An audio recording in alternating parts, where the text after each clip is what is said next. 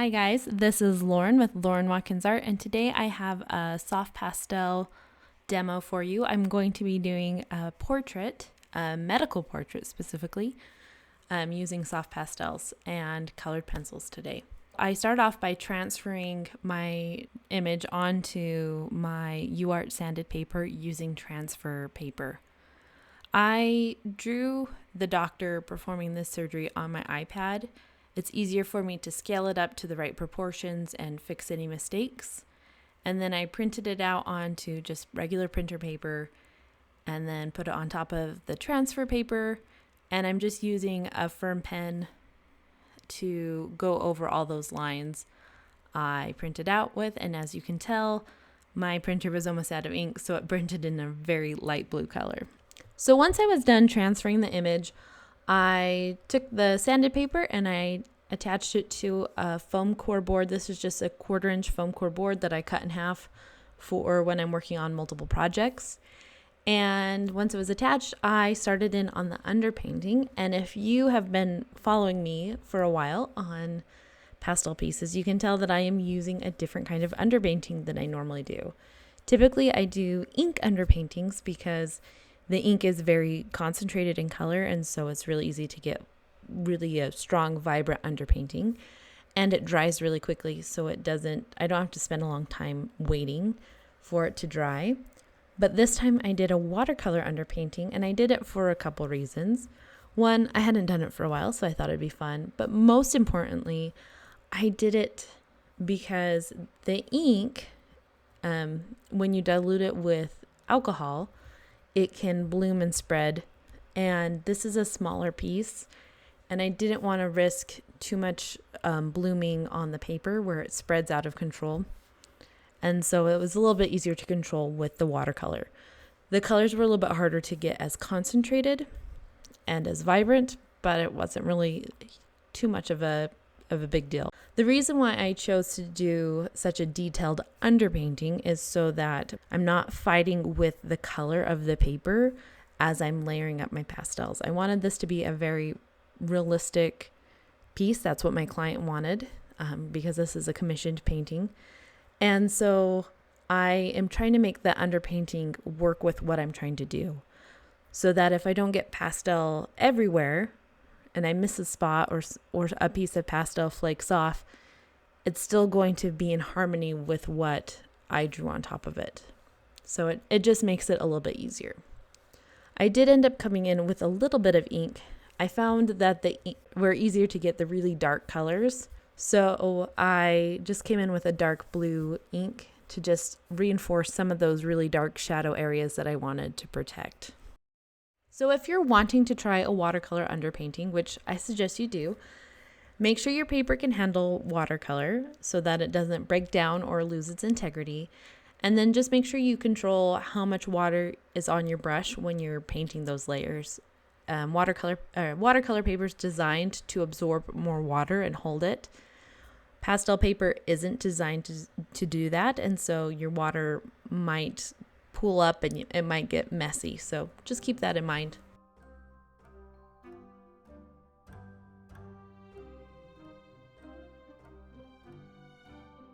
So after my underpainting dried completely, I then started using pan pastels to create the base pastel layer.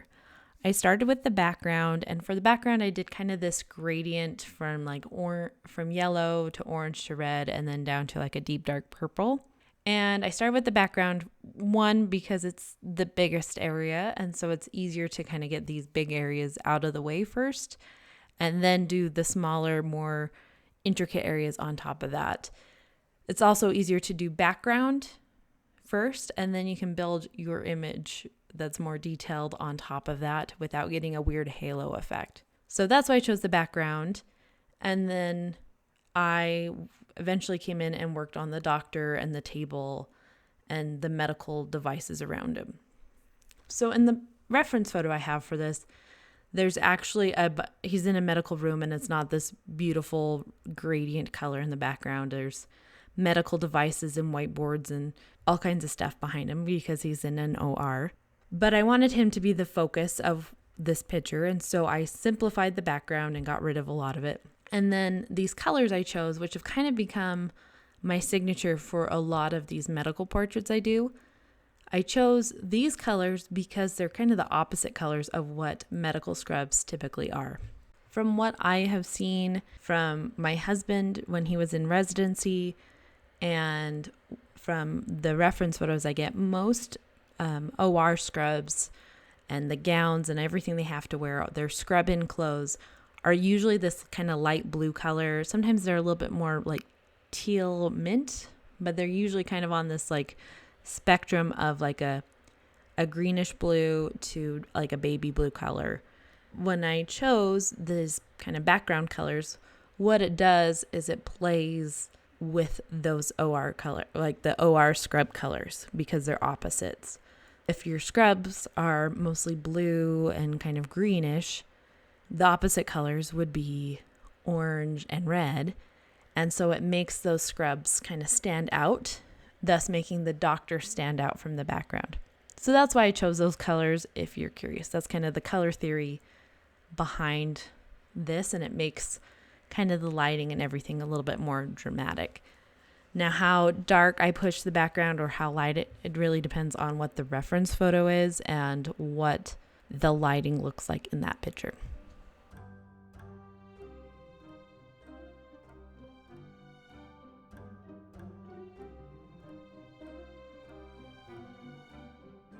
After the background was kind of blocked in and blended, I then started blocking in the shadows, highlights, and midtones of the surgical gown and the operating table and kind of his magnifying glass. I don't know what they call it what the medical term is, but it's kind of this microscope thing that magnifies so he can see what he's doing. So I blocked in kind of a base pastel layer for that. And once that was blocked in, I then came in with my Polychromos color pencils. These are an oil-based color pencil, and they're very soft and they're kind of translucent, and they play so nicely with hand pastels and my regular pastels. And so they kind of go hand in hand with this process of how I do these. You can do this with just regular pastel pencils. They're just a little bit more opaque, so it's just a different approach.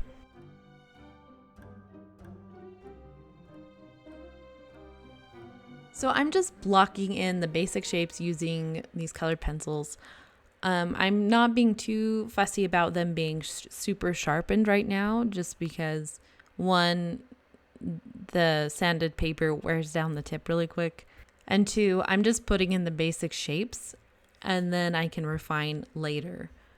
If this is a stage of a painting that's intimidating to you, what I recommend is looking at your reference photo and looking at the shape of that shadow. What does it actually look like? Not how you imagine it, but how it actually looks, and then trying to replicate that on your drawing.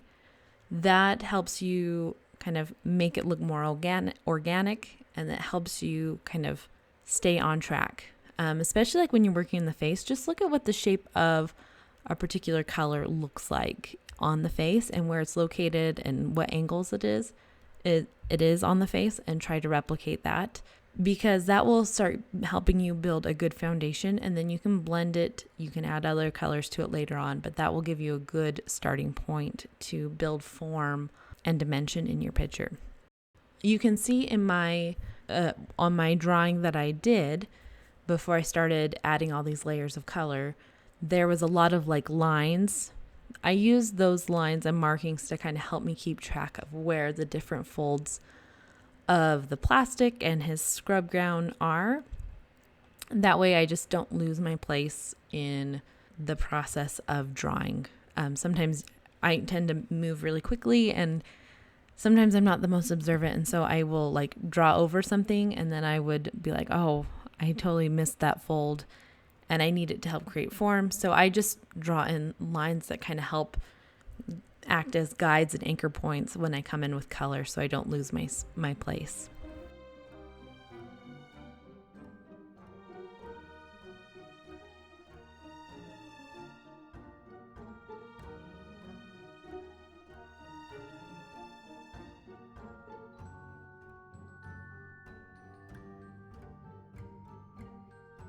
So something I loved doing on this picture was the plastic that is wrapped around the medical equipment or the operating microscope thing he had, because it added such a fun challenge to this piece, and it's something that I hadn't drawn anything like this before, and so I had to really think about what I was doing.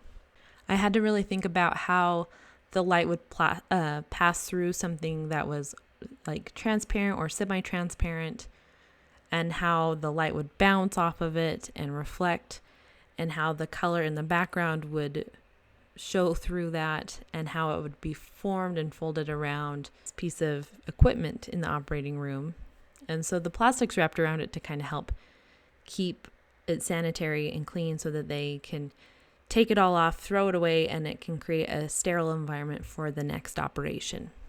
Because in operating, like one of your number one things, or the number one thing you have to do, is try to make sure you're keeping a sterile environment so that you are not getting cross-contamination and all these other issues. And I remember my husband telling me about the gowning process that they had to go through, and how they have to put on gloves and a mask a certain way, and it's a whole big deal. And so this plastic is wrapped around this equipment to make sure that it stays sterile and clean between surgeries, because you don't want anything splattering into that equipment that they can't clean off. Not to be morbid or anything like that. So with this plastic wrapped around the equipment, this plastic creates a whole bunch of folds and curves and shadows, along with reflecting the light. So you get these big old highlight areas, and then you've got the background shining through. Now, if I had drawn this exactly like how it appeared in my reference photo, it wouldn't look like it belonged, because I changed the background in this picture. So if I had drawn this exactly like the reference photo, with the operating room having a white background, this plastic wouldn't look translucent, and it would look kind of weird that the equipment was shining through but you couldn't see anything else, and so it looked like it didn't belong in this environment. And so I made sure I added the oranges and the reds and the yellows in the same gradient order to have it peek through in this picture, to help it look really dimensional and to help it look like it has the same background. It was this really fun challenge that kind of pushed me in a way that I hadn't experienced before. So for blending, I'm using something called a soft tool. It's made by the company that makes pan pastels, but it's like this palette knife. They sell different shapes of it with this sponge like foam thing that goes over the top of it, and it blends the pastels. You can also use it to apply the pan pastels to the paper. But I used it to blend quite a bit in this piece, especially this kind of fine pointed triangular one, along with the kind of rounded oval shaped, because I could get more detail with those ones versus some of the more broad stroked ones. So I found those were really helpful with blending. I also used kind of my rubber shapers towards the end of the picture. Those ones don't blend quite as much. They more just soften the texture that applying pastels can create. So it just kind of smudges it and softens any kind of texture that it might have.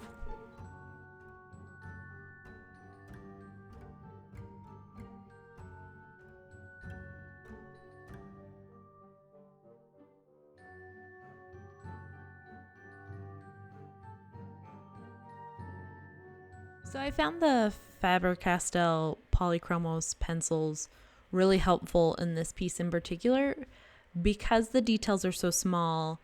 It was really nice having colored pencils that held their shape and their point easier, because I could get in and do those smaller details. They also blend using the blending tool, and so that made it really helpful.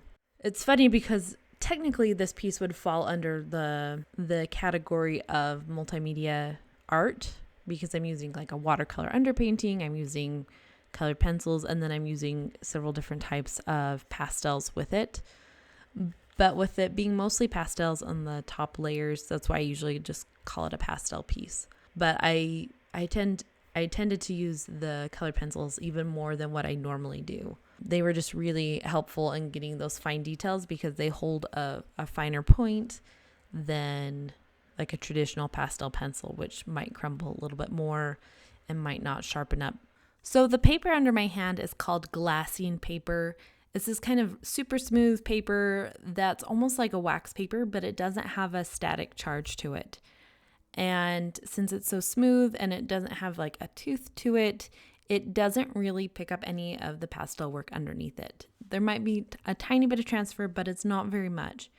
So it makes it so I can lean my hand on that while I work, and I don't have to worry about my hand smudging the pastels, and I don't have to worry about the glassine kind of picking up any of the pigment that I've laid down. If you don't have glassine paper, you can just use traditional printer paper. Just make sure you're being extra careful that it doesn't kind of pick up too much pigment. And if you are a lefty, I highly suggest having something to rest your hand on, because if you're like me, you have spent most of your life with pastels or graphite smudged along the side of your hand.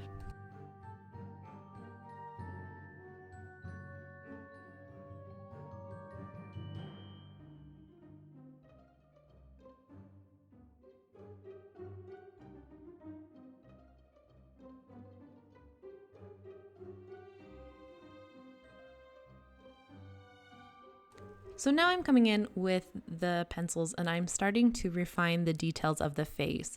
Now the face is not very big and most of it is covered by his surgical mask and the equipment in front of him. And so a lot of it was just like being very precise and putting like a little dab of color where the highlight is on the eyelid, and then doing a little dab of color where the shadow along the side of the nose is, and making sure that my values make sense for what's going on in the picture. Having sharpened pencils really was helpful in this and making sure I could get those details correct. And then just being really precise and kind of thinking through what I was going to do before I put the color down also helped with these smaller details. I'm just taking my time. You can't really tell that in a sped up video, but I just took my time. I really looked at my reference photo and kind of looked where highlights are, like the highlight on his eyelid and along the bridge of his nose was, and then where the shadows fell. The eye that looks further away from us, I had to really look at the reference photo to see the best way to do that, because that section was so teeny tiny, but I didn't want it to be completely like blackened out. I wanted it to have a little bit of dimension and shape to it. So I had to be really cautious with that. And I came back to it several times. Now I'm just coming in and I'm starting to refine and add stronger shadows to it. I've done kind of lights and midtones, but now I'm really starting to push those values and getting them dark enough, because if your darks aren't dark enough, then it's not going to look dimensional. You want to have a kind of a full range of values within your piece. If you find that your highlights aren't standing out, then that means the values around it, so the colors, how light or dark they are around that highlight, aren't dark enough. If your darks aren't standing out very much and you can't make it any more dark, that means the values around it need to be lightened up. So I just kind of focused on strengthening up those shadow areas and really kind of pushing that value. And there was a few times I stopped and took a photo on my phone and then turned down the saturation on the picture so that I could see what it looked like black and white. And that helped me gauge what areas needed to have stronger shadows, what areas needed to have stronger highlights, and how to adjust the values around them. So just a tool that you can use is to do something like that with your picture.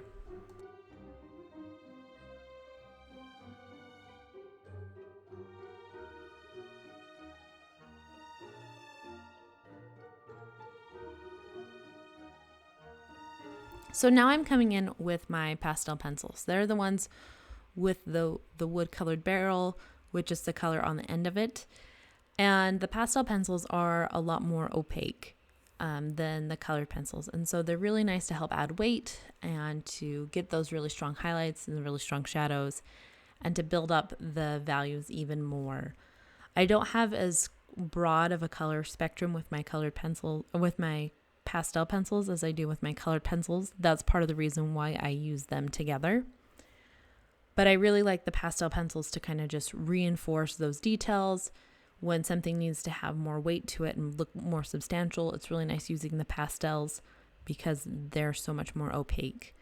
One thing to keep in mind, if you are doing kind of a mixed media piece like this where you're using colored pencils and pastel pencils, just keep in mind that your colored pencils are generally too hard to draw over your pastel pencils. So if you do a thick layer of pastel pencil and you try to do your colored pencil over the top, it will just scrape off that pastel instead of applying the color on top of it.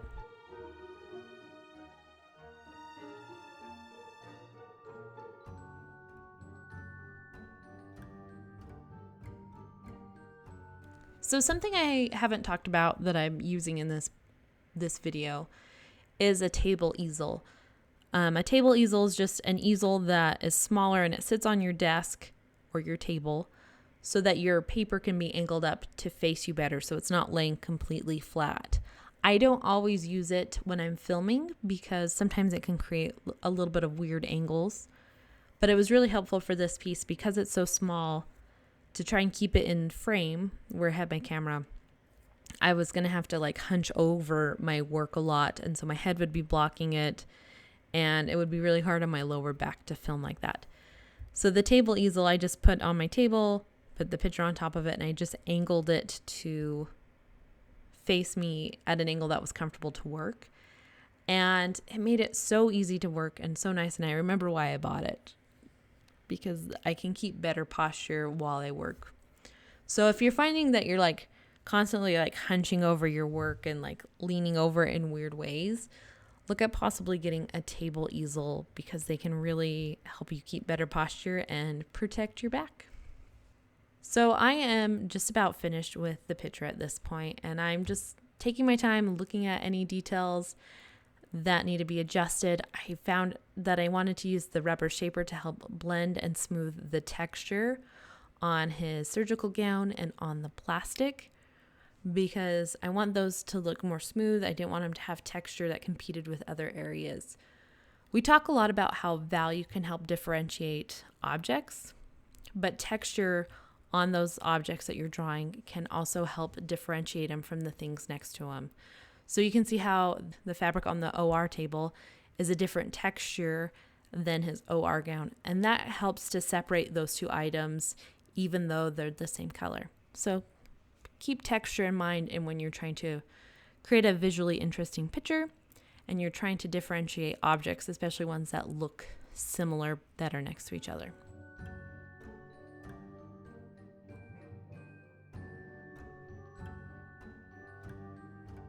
So as I finish up this drawing, I thought I would tell you what kind of doctor this is. If you haven't guessed, this is an ENT, and he is performing a tympano mastoidectomy on someone's ear. So the tympano is your eardrum, and the area in and around the eardrum has been damaged from frequent ear infections. And so he is cleaning up any scar tissue and abnormal tissue in and around that area, so that the person can hear better and that they are not in any pain. And so that little thing poking out that he is operating on is an ear. Reminds me of when I was in a lot of audiology classes as I was getting my degree in early intervention with children with hearing loss. Anyways, this is the finished piece. I hope you enjoyed it. And if you like this video, please hit the like button. And if you have any questions about anything you saw me do here, please leave it down below and I will try to answer those questions. Have a fantastic day. Bye.